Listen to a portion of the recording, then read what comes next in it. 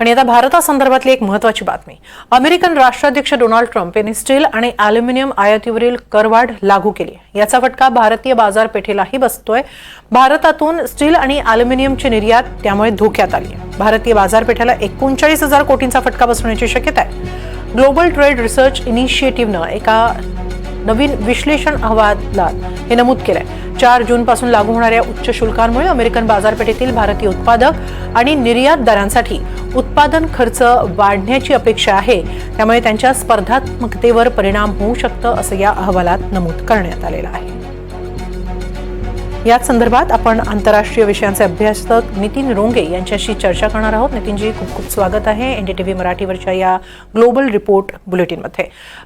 Nitinji, Trump यांनी आयातीवरील शुल्क लागू केलेलं आहे आणि या आयातीवरील शुल्क वाढीचा भारताला नेमका कसा आणि का फटका बसू शकतो? हे बघा, जे 4-5 प्रमुख देश आहेत जे युएसएला, अमेरिकेला स्टील पाठवतात, त्यात म्हणजे फार महत्वाचं बघण्यालायक आहे की इंग्लंड, कॅनडा, मेक्सिको, भारत आणि चायना यापैकी त्यांनी डिक्लेअर केलेलं आहे की आम्ही 25 ते 50% ही 25%वरून 50%वरती ही वाढ करणार आहोत. पण जे अमेरिकेचे फेवर्ड नेशन्स आहेत, कॅनडा झालं, मेक्सिको झालं आणि युके झालं, त्यांच्यावरती नेमकं किती शुल्क लागणार आहे याच्याबद्दल अजूनही क्लॅरिटी नाही आहे. आणि मी एक सांगतो तुम्हाला की याच्यात जरी आज आपण एकदम याला इकॉनॉमिक पर्स्पेक्टिव्हनी बघत असू, पण याच्या मागं ट्रम्पची एक राजकीय खेळी आहे असं माझं आजचं स्पष्ट मत आहे. कारण यापूर्वी पण त्यांनी जे डिसिजन्स घेतले होते ते तिथल्या साध्या डिस्ट्रिक्ट कोर्टानी त्याच्यावरती स्टे आणलेला आहे. याच्यापूर्वी जे आता युनिव्हर्सिटीचं प्रकरण झालं किंवा इतर जे हे होतं, त्यामुळे याच्याकडे बघायला दुसऱ्या अमेरिकेत आज ट्रम्पचं जे संपूर्ण राजकारण सुरू आहे ते फक्त एका एक शब्द भोवती चालू आहे, मागा, मेक अमेरिका ग्रेट अगेन. आणि अजून एक सांगतो की थोडंसं याचं विश्लेषक असल्याने मी याला दुसऱ्या अँगलनी बघतो की ही गोष्ट त्यांनी कुठे केली.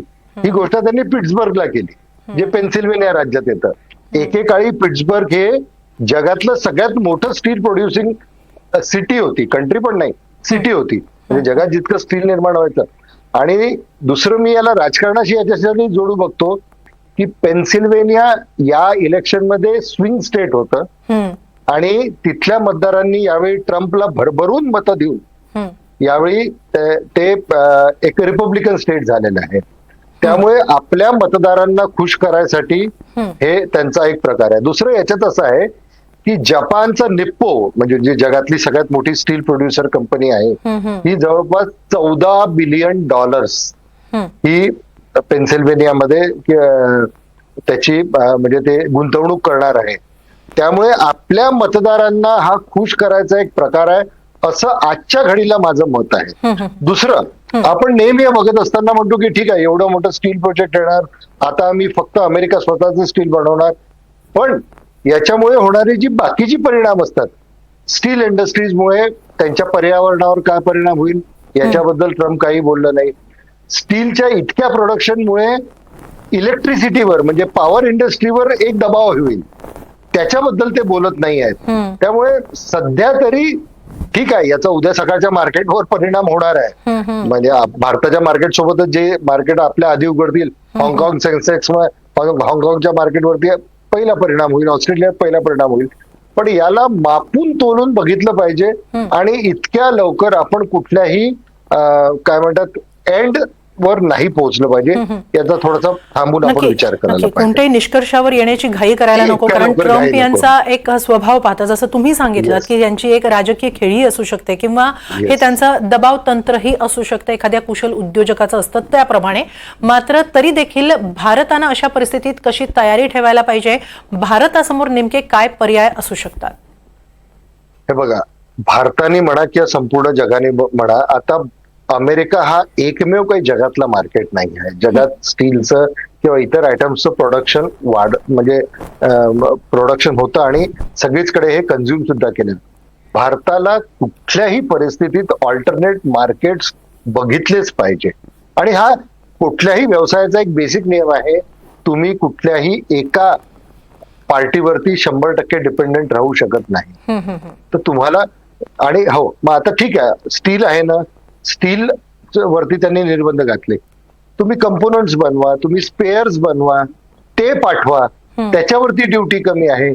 असे आयटम शोधून काढा ज्याच्यावरती ड्युटी नील किंवा मिनिमम आहे, ते आयटम्स बनवून इंडियाने पाठवलं पाहिजे.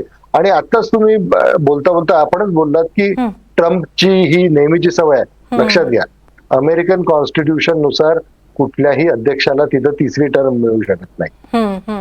त्यामुळे हे ट्रम्प ही 4ही वर्ष जसा एखादा धोनी स्लॉग ओव्हर्स मध्ये खेळतो किंवा युवराज सिंग स्लॉग ओव्हर्स मध्ये खेळतो तशी बॅटिंग करणार आहे. आणि याला सगळ्या जगातल्या लोकांना याचा कुठल्या ना कुठल्या प्रमाणात त्रास किंवा मनस्ताप होणार आहे. त्यामुळे ही वेळ जाईल, कुठली गव्हर्नमेंट येईल किंवा काय येईल, पण ही आजची परिस्थिती आहे. अमेरिका निश्चितच त्याची करन्सी सगळ्यात महत्वाची आहे आणि सगळ्या जगाला त्याची गरज आहे. पण याही परिस्थितीत आपण काहीतरी मार्ग काढला पाहिजे. आणि याच्यात मी अजून एक सांगतो की जसं मेक्सिको म्हणा, कॅनडा म्हणा किंवा युके म्हणा, हे काहीतरी जसे विशेष परिणाम स्वतःसाठी टाकून घेतील, त्याचप्रमाणे भारतानेही आता आपले परराष्ट्र मंत्री म्हणा, प्रधानमंत्री म्हणा, यांचे खूप चांगले रिलेशन्स आहेत. तर भारतासाठी एक अंडर डेव्हलप्ड कंट्री किंवा डेव्हलपिंग कंट्री किंवा म्हणजे मेक इन इंडिया एक आपला प्रोग्राम आहे, त्या हेड्स अंतर्गत आपण जर त्यांच्याकडून काही सवलती घेऊ शकतो तर त्या आपण त्याचा परिपूर्ण वापर करून घेतला पाहिजे. नक्कीच. खूप खूप धन्यवाद नितीनजी, एनडीटीव्ही मराठीशी ही सगळी सविस्तर चर्चा केली. मला 1 मिनिट अजून एक पॉइंट महत्वाचा बोलायचा आहे, जर आपली परवानगी असेल तर.